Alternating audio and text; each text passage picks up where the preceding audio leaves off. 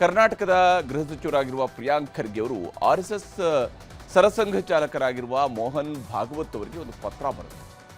ಅದಕ್ಕೆ ಮೋಹನ್ ಭಾಗವತ್ ಅವರಿಂದ ಮೊನ್ನೆ ಉತ್ತರವೂ ಕೂಡ ಬಂದಿತ್ತು.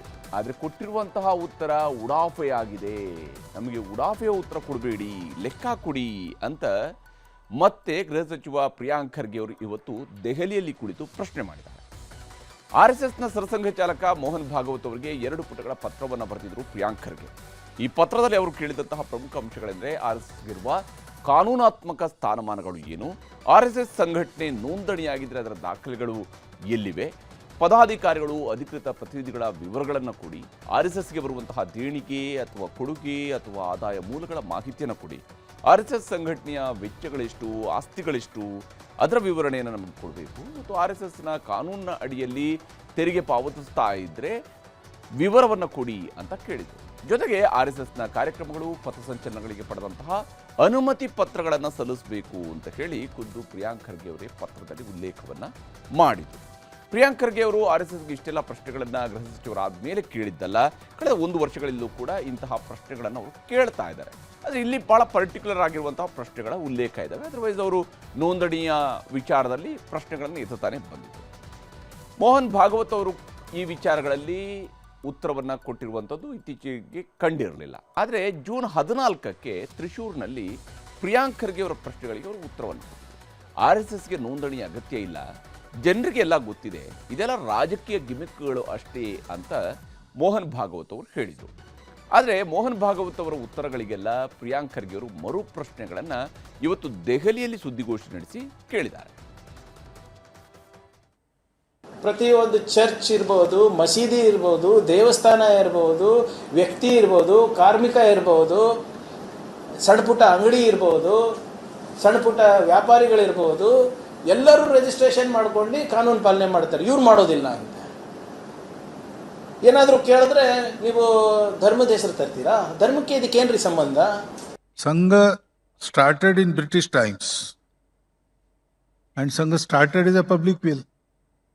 I narrated you how that churning of minds went on and the all accepted conclusion was taken up and worked upon. That was the Sangha. So it doesn't need any restrictions. Hindu Dharma is not registered. Many things are not registered. ಹೀಗೆ ನೋಂದಣಿಯ ಅಗತ್ಯ ಇಲ್ಲ ಅನ್ನುವಂಥದ್ದನ್ನು ಅವರು ಹೇಳಿದರು. ಮತ್ತು ಯಾರಿಗೆಲ್ಲ ಸರ್ಕಾರದಿಂದ ಅನುದಾನ ಬೇಕಿದೆಯೋ ಅಂಥವ್ರು ನೋಂದಣಿಯನ್ನು ಮಾಡಿಸ್ಕೊಳ್ತಾರೆ, ಸಂಘಕ್ಕೆ ಅನುದಾನ ಬೇಕಿಲ್ಲ, ನೋಂದಣಿನೂ ಬೇಕಿಲ್ಲ ಅಂತ ಮೋಹನ್ ಭಾಗವತ್ ಅವರು ಹೇಳ್ಕೊಂಡಿದ್ರು. ಹಾಗಿದ್ರೆ ಜನರ ತೆರಿಗೆ ದುಡ್ಡಲ್ಲಿ ಭದ್ರತೆ ಯಾಕೆ ಪಡಿತಾ ಇದ್ದಾರೆ ಅನ್ನುವಂಥದ್ರ ಬಗ್ಗೆ ಉತ್ತರ ಕೊಡಿ ಅಂತ ಈಗ ಪ್ರಿಯಾಂಕ್ ಖರ್ಗೆ ಅವರು ಪ್ರಶ್ನೆ ಮಾಡಿದ್ದಾರೆ. Those who want to have funds from the government, they require registration. That has to be there.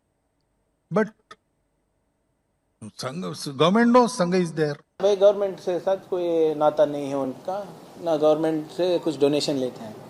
Security किसका लेते हैं? एडवांस सिक्योरिटी लाइसेंस ASL बताते हैं सिक्योरिटी का. वो किनको देते हैं हिंदुस्तान में? गृह मंत्री को, minister of external affairs, defence minister को. मोहन भागवत जी को कौन देता है? और वो किसके पैसे से देते हैं? टैक्स पेयर्स मनी ना. The security cover that is being given to Mohan Bhagwat ji is from taxpayers' money. Now you are not taking money from directly from government, okay. So if taxpayers' money is going to your security detail, your travel, somebody needs to explain. Let government explain. ಏನೋ RSS ಸಂಘಟನೆಯನ್ನು 2 ಸಲ ನಿಷೇಧ ಮಾಡಿದ್ರು, court ಮತ್ತು ಸತ್ಯಾಗ್ರಹದ ಮೂಲಕ ನಿಷೇಧವನ್ನು ವಾಪಸ್ ತಗೊಂಡ್ರು ಅಂತ ಸರಸಂಘ ಚಾಲಕರು ನಿನ್ನೆ ಸ್ಪಷ್ಟನೆಯನ್ನು ಕೂಡ ಕೊಟ್ಟಿದ್ರು ಆರ್ಎಸ್ಎಸ್ನ ವಿಚಾರಗಳಿಗೆ ಸಂಬಂಧಪಟ್ಟಂತೆ. ಆದರೆ ಕರ್ನಾಟಕ ಹೈಕೋರ್ಟ್ ಆದೇಶ ಉಲ್ಲಂಘಿಸಿದ್ದನ್ನು ಪ್ರಶ್ನಿಸಬಾರ್ದಾ ಅಂತ ಪ್ರಶ್ನೆ ಹಾಕಿದ್ದಾರೆ Priyank Kharge. Government banned us twice,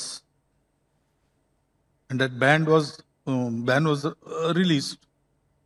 Once by court order, another by satyagraha. So government knows.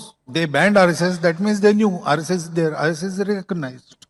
ಕರ್ನಾಟಕದ ಹೈಕೋರ್ಟ್ ಆರ್ಡರ್ ಅನ್ನು ಉಲ್ಲಂಘಿಸಿ ಸುಮಾರು 20 ಲಕ್ಷ ಜನ ಸೇರ್ತಾರೆ ಅಂದರೆ ಇದನ್ನ ನಾವು ಪ್ರಶ್ನೆ ಮಾಡಬಾರ್ದ? ನಮಗೆ ಗೊತ್ತಾಗಬೇಕಲ್ಲ. 20 ಲಕ್ಷ ಜನ ನೀವು ಸೇರಿಸ್ತಾ ಇದ್ದೀರಾ ಅಂದರೆ ರಾಜ್ಯದಲ್ಲಿ ನೀವು ಯಾರು, ಹೇಗೆ ಸೇರಿಸ್ತಾ ಇದ್ದೀರಾ, ಯಾಕೆ ಸೇರಿಸ್ತಾ ಇದ್ದೀರಾ ಅಂತ ಗೊತ್ತಾಗಬಾರ್ದಾ? ಹೀಗೆ ಮಾತಿಗೆ ಮಾತು, ಪ್ರಶ್ನೆಗೆ ಮರು ಪ್ರಶ್ನೆ, ಇದರ ಮಧ್ಯೆ ರಾಜಕೀಯ ಗಿಮಿಕ್ ಅಂತ ಮೋಹನ್ ಭಾಗವತ್ ಅವರು ಕೊಟ್ಟಿರುವಂತಹ ಹೇಳಿಕೆ, ಈ ವಿಚಾರಗಳಿಗೆ ಸಂಬಂಧಪಟ್ಟಂತೆ ಪ್ರಿಯಾಂಕ್ ಖರ್ಗೆ ಅವರು ತಮ್ಮದೇ ಆದಂತಹ ಧಾಟಿಯಲ್ಲಿ ಉತ್ತರಗಳನ್ನು ಕೊಡ್ತಾ ಹೋಗಿದ್ದಾರೆ. 100 years, nobody told us that you must register. Our constitution, written constitution, is with the government. We have submitted it in 1950s. Therein government would have said, okay, all is well, but you have not registered. First register, then we will accept. They did not say that. So why should I respond? All this is politics. ಅವರೇನು ಹೇಳ್ತಾರೆ, ನಮಗೆ ಏನು ಅವಶ್ಯಕತೆ ಇಲ್ಲ registration. ಧರ್ಮಕ್ಕೆ ಯಾರು registration ಕೇಳ್ತಾ ಇಲ್ಲ. ಯಾವುದೇ ಧರ್ಮ ಇರ್ಬೋದು, ಬೌದ್ಧ ಧರ್ಮ ಇರ್ಬೋದು, ಜೈನ್ ಧರ್ಮ ಇರ್ಬೋದು, ಬೇರೆ ಯಾವುದೇ ಧರ್ಮ ಇರ್ಬೋದು, ಯಾರು ರಿಜಿಸ್ಟ್ರೇಷನ್ ಧರ್ಮಕ್ಕೆ ಕೇಳ್ತಾ ಇಲ್ಲ. ನಿಮ್ಮ ಸಂಘಟನೆ ಕೇಳ್ತಾ ಇದ್ದೀವಿ. ಉಡಾಫೆ ಉತ್ತರ ಕೊಡೋದಲ್ಲ. ಪಾರದರ್ಶಕತೆ ಇರಲಿ, ಹೊಣೆಗಾರಿಕೆ ಇರಲಿ, ಅಕೌಂಟಬಿಲಿಟಿ ಇರಲಿ, ಮಾಡಿ, ನೋ ಪ್ರಾಬ್ಲಮ್. ಆದರೆ ಸುಮ್ಮನೆ ಹಿಂಗೆ ಎಲ್ಲೋ ಹೋಗಿ ನಿಮ್ಮ ಸ್ವಯಂ ಸೇವಕಗಳ ಜೊತೆ ಮಾತಾಡೋದಲ್ಲ. ಬಂದು ನಮ್ಮ ಲಾಯರ್ಗಳ ಹತ್ರ ಮಾತಾಡಿ, ಅಥವಾ ನಿಮ್ಮ ಲಾಯರ್ಗಳಿಗೆ ಕಳಿಸಿ. ಇನ್ನು RSS ಮುಖ್ಯಸ್ಥರಿಗೆ ಪತ್ರ ಬರೆದಿದ್ದಷ್ಟೇ ಅಲ್ಲ, ಸುದ್ದಿಗೋಷ್ಠಿ ನಡೆಸಿ ಗೃಹ ಸಚಿವ ಪ್ರಿಯಾಂಕ್ ಖರ್ಗೆ ಅವರು ಸಂಘದ ಆಸ್ತಿಯ ಲೆಕ್ಕ, ನೋಂದಣಿಗೆ ದಾಖಲೆಯನ್ನು ಕೇಳ್ತಾ ಇದ್ದಾರೆ. ಸಹಜವಾಗಿಯೇ ಇದು ಕಮಲಕಲಿಗಳನ್ನು ಕೆರಳಿಸಿದೆ. ಬಿಜೆಪಿ ಎಕ್ಸ್ ಖಾತೆಯಲ್ಲಿ ಸಾಲು ಸಾಲು ಪೋಸ್ಟ್ಗಳನ್ನು ಹಾಕಿ ಪ್ರಿಯಾಂಕ್ ಖರ್ಗೆ ಅವರನ್ನ ಕಾಲೆಳೆದಿದ್ದಾರೆ. ಇಲ್ಲಸಲ್ಲದ ಮಾತುಗಳ ಮೂಲಕ ಕಾಲಹರಣ ಮಾಡುವ ಕೈಲಾಗದ ಗೃಹ ಸಚಿವರು ಅಂದರೆ ಮಾನ್ಯ ಪ್ರಿಯಾಂಕ್ ಖರ್ಗೆ ಅವರು ಅಂತ ಬಿಜೆಪಿಯವರು ಪೋಸ್ಟ್ ಹಾಕಿದ್ದಾರೆ. ಇನ್ನು ಬೆಂಗಳೂರಿನಲ್ಲಿ ಡ್ರಗ್ಸ್ ದಂಧೆ ಮಿತಿಮೀರಿ ಹೋಗ್ತಾ ಇದೆ. ರಾಜ್ಯದಲ್ಲಿ ದರೋಡೆ ಪ್ರಕರಣಗಳು ಹೆಚ್ಚುತ್ತಾ ಇವೆ. ಮಹಿಳೆಯರ ಸುರಕ್ಷತೆ ಪ್ರಶ್ನಾರ್ಥಕವಾಗಿದೆ.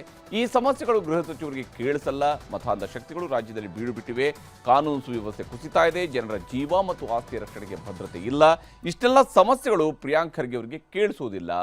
ಆದರೆ RSS ವಿಷಯ ಅಂದರೆ ಹೈಪರ್ ಆಕ್ಟಿವ್ ಆಗಿರ್ತಾರೆ ಅಂತ ಫೋಟೋಗಳನ್ನು ಎಡಿಟ್ ಮಾಡಿ ವೈರಲ್ ಮಾಡಿದ್ದಾರೆ. ಇನ್ನು ದಿನ ಬೆಳಗಾದರೆ RSS ಜಪ ಮಾಡುವ ಮಿಸ್ಟರ್ ಪ್ರಿಯಾಂಕ್ ಖರ್ಗೆ ಕೈಲಾಗದವರು. ಕೈಲಾಗದ ಖರ್ಗೆ ಕನಸಲ್ಲಿ ಕೂಡ RSS ಅನ್ನು ಕೈಲಾಸ ಕಂಡ ಅಂತಾನು ಎಕ್ಸ್ ಖಾತೆಯಲ್ಲಿ ಫೋಟೋ ಹಾಕಿ ಆಕ್ರೋಶವನ್ನು ಹೊರಹಾಕಿದೆ ಬಿಜೆಪಿ. ಒಂದು ಕಡೆ ಬಿಜೆಪಿ ಪ್ರಿಯಾಂಕ್ ಖರ್ಗೆ ಅವರನ್ನ ವ್ಯಂಗ್ಯ ಮಾಡ್ತಾ ಇದ್ರೆ, ಗೃಹ ಸಚಿವರ ಪ್ರಶ್ನೆಗಳಿಗೆ ಕಾಂಗ್ರೆಸ್ ನಾಯಕರು ಬೆಂಗಾವಲಾಗಿ ನಿಂತಿದ್ದಾರೆ. ಟ್ರ್ಯಾಕ್ ರೆಕಾರ್ಡ್ ನೋಡಬೇಕು ಅಂದರೆ 100 ವರ್ಷದ ಜರ್ನಿಯೇ ಸಂಘದ ಟ್ರ್ಯಾಕ್ ರೆಕಾರ್ಡು. ಇನ್ನು ಗೃಹ ಸಚಿವರಾಗಿ ಅವರು ಪತ್ರ ಬರೆದಿದ್ದರೆ, ಗೃಹ ಸಚಿವರಿಗೆ ಅವರ ಹತ್ರ ಇಲಾಖೆ ಇದೆ. ಅವರ ಇಲಾಖೆಯಲ್ಲೇ ಯಾವಾಗ ಸಂಘವನ್ನು 48ರಲ್ಲಿ ಗಾಂಧಿ ಹತ್ಯೆಯ ನೆಪದಲ್ಲಿ ಬ್ಯಾನ್ ಮಾಡಿದರು, ಬ್ಯಾನ್ ಮಾಡಿದವರು FIRನೂ ಹಾಕಲಿಲ್ಲ, ಚಾರ್ಜ್ ಶೀಟ್ನೂ ಹಾಕಲಿಲ್ಲ ಸಂಘದ ಮೇಲೆ. ಜಾತಿಗೆ ರಿಜಿಸ್ಟರ್ ಮಾಡಿಸಬಾರ್ದು. ಎಲ್ಲರಿಗೂ ಒಂದು ಕಾನೂನು, ಅವರೊಬ್ರಿಗೆ ಒಂದು ಕಾನೂನು. ಬಾಡಿ ಆಫ್ ಇಂಡಿವಿಜುವಲ್ಸ್ ಆದ ತಕ್ಷಣ ಅವ್ರು ಎಷ್ಟೇ ಆರ್ಥಿಕ ವ್ಯವಹಾರಗಳು ಮಾಡಿಕೊಂಡ್ರು ಕೂಡ ಅವ್ರನ್ನ ರಿಜಿಸ್ಟ್ರೇಷನಿಂದ ಎಕ್ಸ್ಕ್ಲೂಡ್ ಮಾಡಬೇಕು, ಅವ್ರಿಗೆ ವಿನಾಯಿತಿ ಕೊಡಬೇಕು ಅಂತ ಹೆಂಗೆ ಹೇಳೋಕ್ಕೆ ಸಾಧ್ಯ ಆಗುತ್ತೆ? ಯಾಕೆಂದರೆ RSS ಬರೀ ಕಲ್ಚರಲ್ ಆರ್ಗನೈಸೇಷನ್ ಅಲ್ಲ. ಹೆಸರು ಕಲ್ಚರಲ್ ಆರ್ಗನೈಸೇಷನ್ ಇದ್ದರೂ ಕೂಡ ಅದೊಂದು ಪೊಲಿಟಿಕಲ್ ಆರ್ಗನೈಸೇಷನ್. ಅವರು BJP ಅವ್ರಿಗೋಸ್ಕರ ಎಲ್ಲ ಇಲೆಕ್ಷನಲ್ಲಿ ಕೆಲಸ ಮಾಡೋದು ಚೆನ್ನಾಗಿ ಗೊತ್ತೇ ಇದೆ.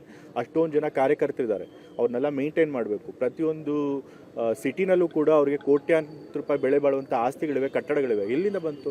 ಸೊ ಇದನ್ನೆಲ್ಲ ನಾವು ತಿಳ್ಕೊಳ್ಬೇಕು ಅಂತಂತಂದ್ರೆ ಫಸ್ಟು ರಿಜಿಸ್ಟ್ರೇಷನ್ ಆಗಬೇಕು. ನೋಡ್ರಿ, ಪ್ರಿಯಾಂಕ ಖರ್ಗೆ ಅವರು ಕಾಂಗ್ರೆಸ್ಸಿನ ರಾಷ್ಟ್ರೀಯ ಅಧ್ಯಕ್ಷರಾದ ಮಲ್ಲಿಕಾರ್ಜುನ್ ಖರ್ಗೆ ಅವರ ಮಗ. ಭಾಳ ಸಣ್ಣ ವಯಸ್ಸಲ್ಲಿ ಭಾಳ ದೊಡ್ಡ ಮಂತ್ರಿ ಹುದ್ದೆಗಳನ್ನು ನಿರ್ವಹಿಸುವಂಥ ಅವಕಾಶ ಅವ್ರಿಗೆ ಸಿಕ್ಕೈತಿ. ಕಾಂಗ್ರೆಸ್ನಲ್ಲಿ ಭಾಳ ಪ್ರಮುಖ ಲೀಡರ್ ಆಗಿ ಅವರು ಹೊರಹೊಮ್ಮಿದ್ದಾರೆ. ಅವರು ಈ ರೀತಿಯ ಸಣ್ಣ ಸ್ಟಂಟ್ಗಳಿಗೆ ಹೋಗಬಾರ್ದು. ಏನೋ ನಾನು ಕೇಂದ್ರದಲ್ಲಿ ನಾನು ಸುದ್ದಿ ಮಾಡ್ತೀನಿ, ಇಡೀ ದೇಶಾದ್ಯಂತ ಸುದ್ದಿ ಮಾಡ್ತೇನೆ ಅಂಥೇಳಿ ಈ ರೀತಿಯ ಸ್ಟಂಟ್ಗಳನ್ನು ಅವರು ಮಾಡುವಂಥ ಕೆಲಸ ಅವರಿಗೆ ಅವಶ್ಯಕತೆ ಇಲ್ಲ.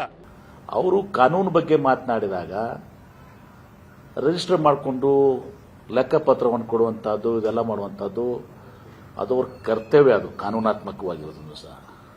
ಅದನ್ನು ಬಿಟ್ಟು ಹಿಂದೂ ಧರ್ಮ ರಿಜಿಸ್ಟರ್ ಆಗಿಲ್ಲ, ಇಸ್ಲಾಂ ಧರ್ಮ ರಿಜಿಸ್ಟರ್ ಆಗಿಲ್ಲ, ಇದೆಲ್ಲವೂ ಕೂಡ ಹಾರಿಕೆಯ ಉತ್ತರಗಳು. ಇದು ಯಾವುದಕ್ಕೂ ಕೂಡ ಇದು ಅವ್ರಿಗೆ ಕೇಳಿದಂಥ ಪ್ರಶ್ನೆಗೆ ಉತ್ತರ ಅಲ್ಲ. ಅವ್ರಿಗೆ ಕೇಳಿದ ಪ್ರಶ್ನೆಗೆ ನೀವು ಉತ್ತರ ಕೊಡುವಂಥದ್ದು ನಿಮ್ಮ ಕಡೆ ಆಗ್ತಾ ಇಲ್ಲ. ಹೀಗಾಗಿ ಈ ರೀತಿ ಉತ್ತರವನ್ನು ಹಾಕುವಂಥ ಉತ್ತರವನ್ನು ಕೊಡ್ತಾ ಇದ್ದಾರೆ.